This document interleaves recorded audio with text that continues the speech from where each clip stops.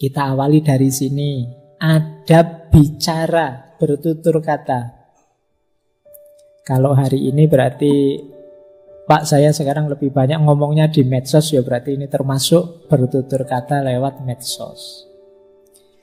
Rasulullah itu kalau bicara lemah lembut dan tenang. Tadi sudah dijelaskan ya, beliau mantap kalau ngomong itu tidak kesusu-susu, pelan-pelan yang bisa dipahami orang. Fasih, berbobot, dan tidak bertele-tele, tidak bulat. Jadi kan ada teman-teman itu kalau ngomong ruwet, bulat, kurang fasih. E-nya lebih banyak. Gini loh Pak maksud saya. Ini oke. Ngomong setengah jam, E-nya seperempat jam. Latihan yang ngomong yang to the point, berbobot, tidak bulat, tidak bertele-tele. Tidak apa-apa. Kalau memang bisa disampaikan dengan 1-2 kalimat, ya 1-2 kalimat saja. Tidak harus dipanjang-panjangkan. Pak, ini kultum ya Pak, saya baru dapat 1 menit, materinya habis. Ya kalau materinya habis, ya salam saja. Insya Allah jamaahmu lebih senang. Iya, tidak usah khawatir. Justru mereka gelisah kalau terlalu panjang. Terlalu pendek tidak masalah. Tapi kan judulnya kultum Pak, masa cuma 3 menit? Ya enggak apa-apa, nanti T-nya bukan 7 menit tapi 3 menit. Jadi enggak apa-apa, to the point, enggak bulat. Daripada kamu muter-muter nanti jamaahnya malah bingung, iki tadi ngomong apa ya. Coba tadi kamu ngomong cuma 1 kalimat, mereka biasanya mungkin ingat. Begitu kultum kalian bilang, mari kita tidak ngomong jelek di medsos. Assalamualaikum warahmatullahi wabarakatuh. Wah itu pulang mesti ingat deh, kalimat kan hafal. Tapi kalau kamu ngomongnya 7 menit beneran, itu ya tolak-tolak tadi ngomong apa. Kemudian Rasulullah itu kalau ngomong jelas dan mudah diingat, siapa yang mendengarkan kata-kata beliau mudah mengingatnya. Makanya hadis itu mudah sekali dihafalkan. Sastranya Rasulullah sudah sangat tinggi sehingga mudah hafal. Nah itu gaya ngomong yang to the point, tidak bertele-tele, fasih. Jadi orang mudah hafal. Kalau kita bulat ya orang susah menghafalkannya. Kemudian selalu tersenyum tadi ya. Kalau ngomong jangan sambil merengut, dengan senyum. Orang jadi lebih mudah menerima. Orang merasa diterima. Kemudian Rasulullah tidak pernah mengutuk atau menghina orang.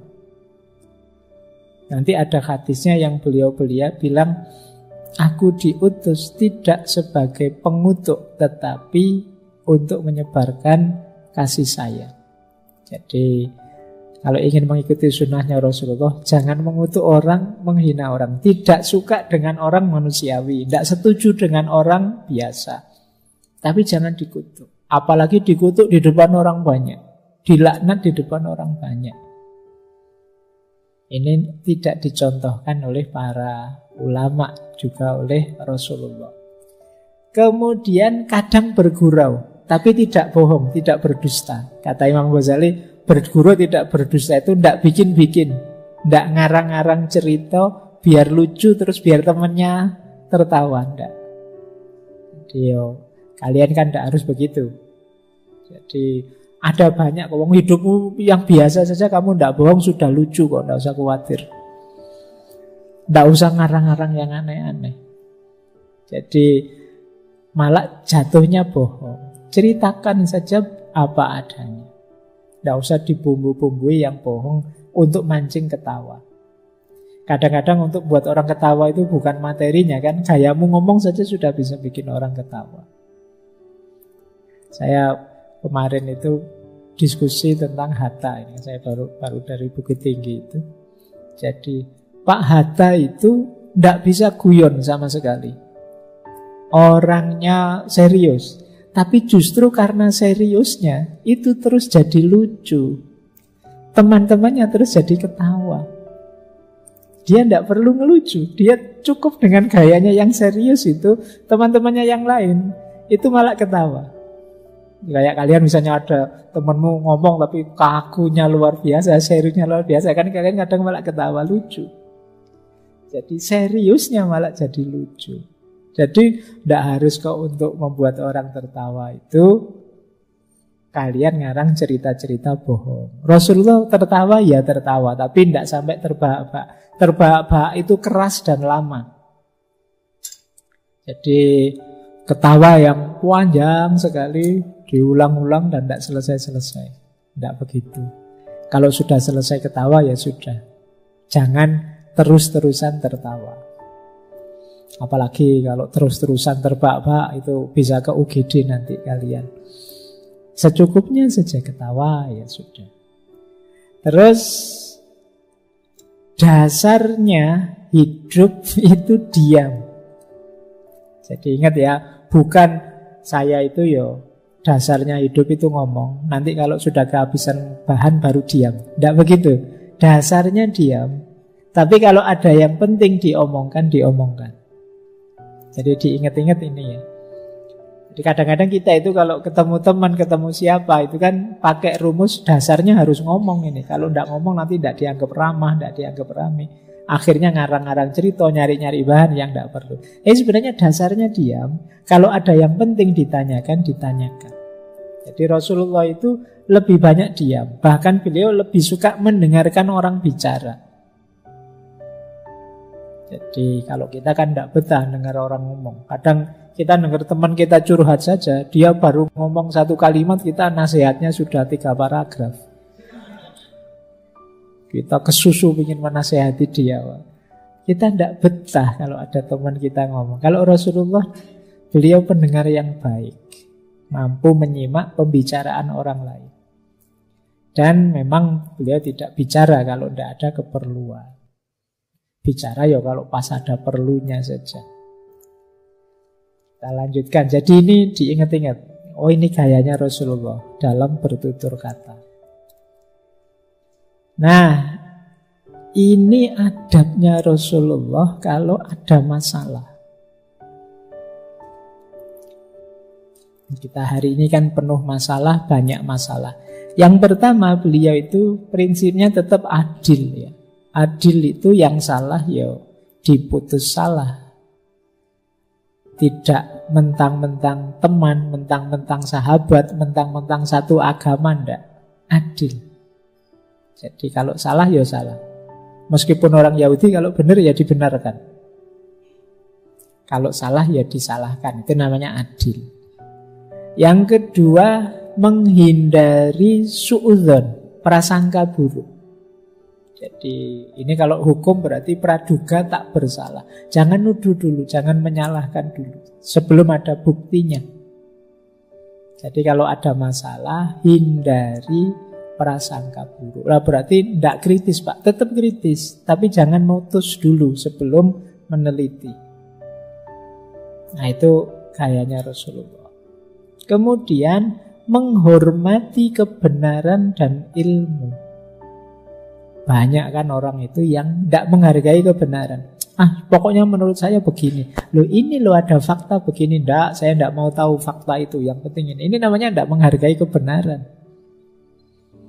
Kadang-kadang kita itu kalau sudah punya perspektif, ada beda fakta dengan perspektif kita tidak mau menerima fakta ini. Padahal faktanya jelas loh. Ini namanya tidak mau menghargai kebenaran. Karena sudah terlanjur menganggap bahwa ini adalah merusak peradaban. Ketika orang bilang, loh ini ada manfaatnya juga loh, HP ini ada manfaatnya. Kita tidak, pokoknya ini harus merusak. Nah ini namanya tidak menghormati kebenaran. Kalau Rasulullah ya menghargai, menghormati. Kalau orang membawa fakta, membawa data, mengadu apa dan lain sebagainya. Yang ketiga, mengurangi sumber perselisihan. Jadi kalau ada masalah ya jangan dibesar-besarkan, jangan diperluas, jangan diulang-ulang. Sudah tahu kalau menggunakan kalimat itu temanmu sakit hati, tersinggung. Ya jangan diulang-ulang ngomong seperti itu terus. Jangan diulang-ulang menyebut itu terus. Kayak pertarungan abadi antara kubu di medsos itu. Kubu cebong sama kubu Kan itu sampai hari ini ada kan, diksi-diksi itu dipakai. Padahal Al-Qur'annya kan jelas, wala tanabazu bil alqab. Jangan kalian memberi gelar-gelar yang buruk. Salahnya sana sih Pak. Yang sini sana duluan kok Pak, sananya. Ya wes ya. Intinya sama-sama memberi gelar buruk, apapun gelar buruk itu. Jadi itu kan sumber perselisihan. Kalau bisa dikurangi, kalau bisa dihapuskan, biar kita tidak habis energi untuk yang tidak penting. Dan mengutamakan persaudaraan. Kita itu kan hari ini lebih sering mencari perbedaan yang membuat kita berjarak dengan orang lain. Ketemu teman misalnya, itu ngecek, ini teman ini agamanya apa ya? Oh, sama Islamnya kok. Oh, tapi Islamnya NU atau Muhammadiyah? Oh, Muhammadiyah. Muhammadiyah yang garis lurus apa garis lucu? Oh, itu garis Jadi yang dicari bedanya terus. Untuk menegaskan bahwa aku dan kamu berbeda. Mbok ya sudah, kita ambil yang persaudaraan level paling universal saja. Aku manusia, dia manusia. Itu kan lebih luas. Tidak perlu kamu kejar identitas detail sampai mana. Paling tidak kita sama-sama manusia kok dengan dia. Nah ini dulu dipraktekkan oleh Rasulullah. Jadi mengutamakan persaudaraan. Ya persaudaraan itu ada ukhuwah Islamiyah, ada ukhuwah insaniyah, ukhuwah basyariyah. Baik, jadi ini kalau ada masalah kalian ingin ingat rumusnya ya dari Rasulullah. Adil, jangan prasangka buruk, terbukalah untuk menerima kebenaran, kurangi sumber-sumber konflik, dan utamakan persaudaraan. Ini akan mencerahkan hidup kita. Lanjut. Nah ini menarik. Ini asli saya ambil dari Ihya. Adab Rasulullah bertetangga. Yang pertama apa? Ya sesama Muslim memberi salam. Tidak usah nunggu yang lain mengucap salam. Kalau bisa kita duluan mengucap salam. Rasulullah itu selalu mendahului mengucap salam. Tidak usah, dia kan junior, tak tunggu dia harus salam dulu. Saya yang lebih senior kok. Tidak begitulah. Siapa yang berkesempatan, yuk memberi salam dulu. Kemudian yang kedua, Rasulullah itu terbiasa tidak terlalu lama berbincang dengan tamu atau saat bertamu ke tetangga. Khawatirnya apa? Mengganggu. Jadi kalau teman-teman bertamu juga begitu, harus tahu waktu ya. Ngejak ngobrol tidak selesai-selesai. Tuan rumahnya sampai ngasih kode menguap lah, ngasih kode dehem lah, ngasih kode lihat jam lah, kamu ngoceh terus. Iya, yo mbok yang toleran. Wong ini sedang bertamu di rumahnya orang, siapa tahu tuan rumahnya ada kebutuhan ini, keperluan itu. Ada cerita memang Rasulullah satu ketika waktu beliau menikah dengan Zainab itu, para sahabat itu kalau bahasa Jawanya jagong di rumah beliau. Cuma mereka tidak pulang-pulang. Rasulullah sampai gelisah, mondar-mandir, masuk lagi, keluar lagi. Ini tamunya kok tidak pamit-pamit ini. Mau diusir gimana wong ya tamu? Ndak diusir kok ya tamune ndak paham-paham.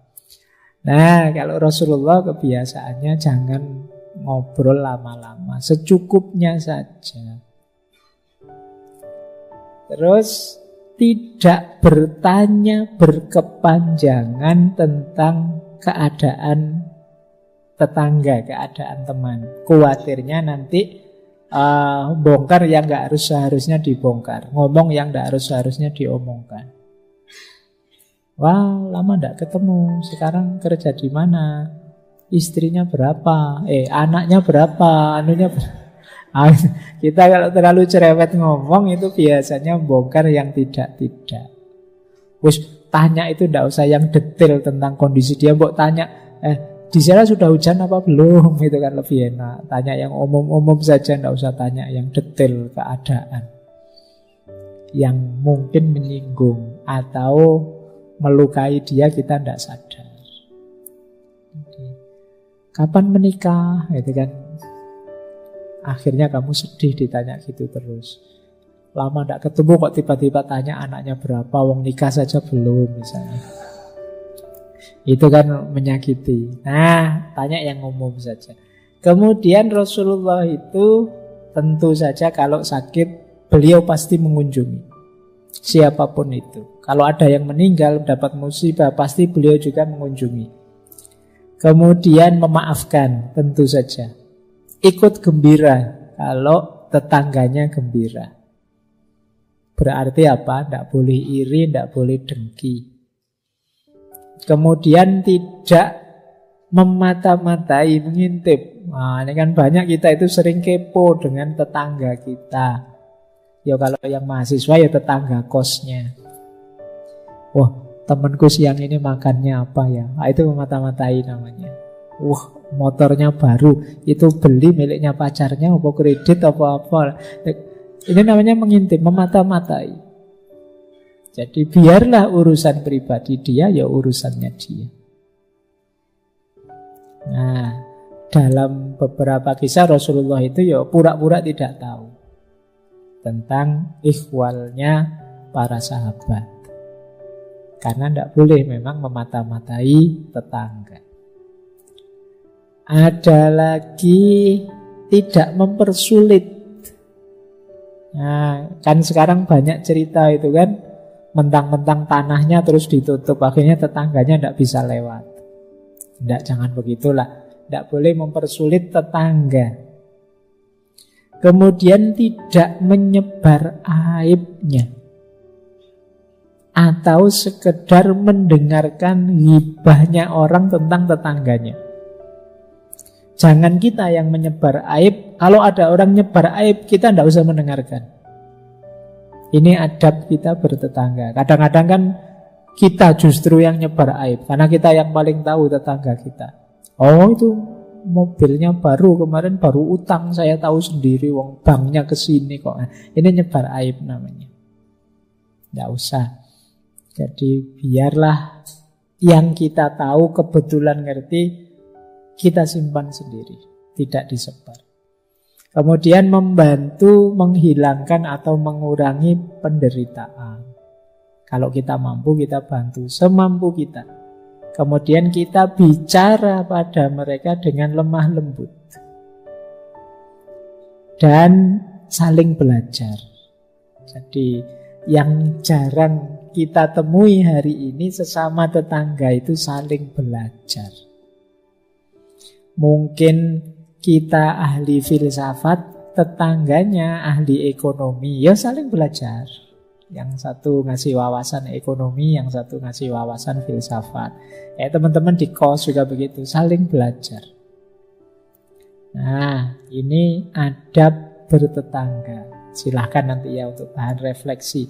Kita ada di mana, kurang apa, perlu nambah apa, atau mengurangi apa.